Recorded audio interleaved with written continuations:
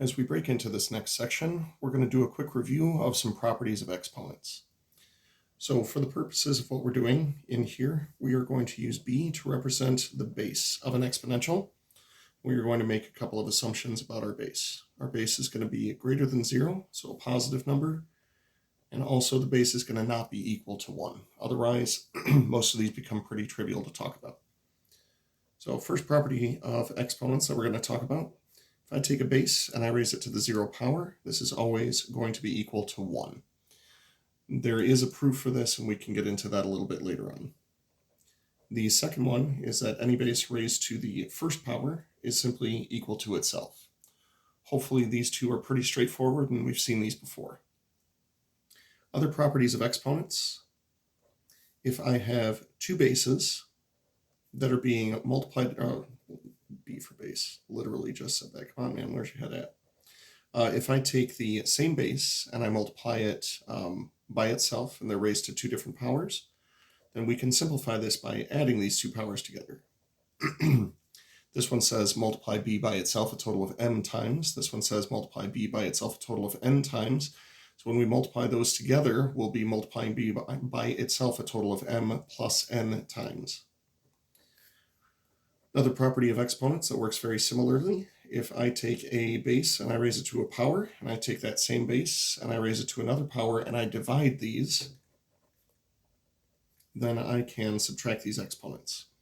And this is actually where property number 1 comes from, because if I take a base raised to a power and I divide by that same base raised to the same power, then we know that anything divided by itself is supposed to be equal to 1. But at the same time, if I were to apply this property, this would be b raised to the m minus m power, therefore b to the 0 power. So just a little explanation as to why b raised to the 0 power is equal to 1. Other properties to know: if we have multiple bases,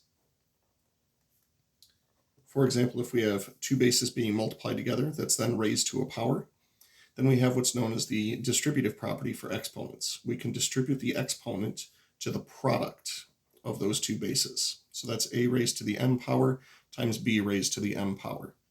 Same property holds for division. If I have a divided by b, where a is another base, same properties as b, then we can distribute that power to both the top as well as the bottom. One that is a really important not property along these lines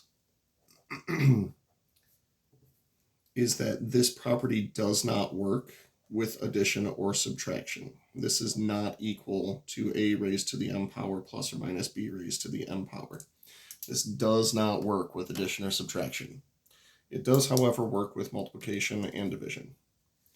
And last property of exponents to know is if I take a base and I raise it to a power, then I take that and raise it to another power, and I can take the product of those two powers together.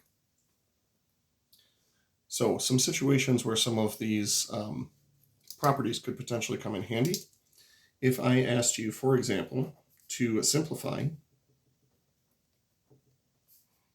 2 raised to the 6th power times 5 raised to the 6th power.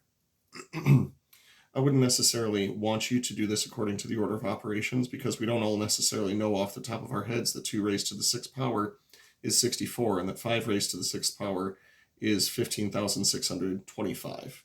Then multiplying those two things together just sounds terrible. What you could use instead is property number 5.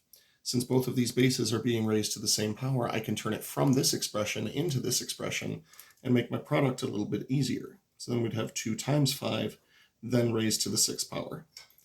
Then according to the order of operations, what you could do is multiply the 2 times 5 first, and then raise it to the 6th power. Good news is every time we raise 10 to a power, it's just a 1 followed by the exponent number of 0. So that would be 1 million. Now there are, of course, other situations in which this could work to our advantage. Something we do in my calculus classes is we will raise some expression to a power, such as this one. So if I'm raising 2x to the 4th power, then I can once again make use of that distributive property in the other direction and call this 2 to the 4th power times x raised to the 4th power. This feels a lot more straightforward than doing 2x times 2x times 2x times 2x, and we can simply refer to that one as 16 times x raised to the 4th power.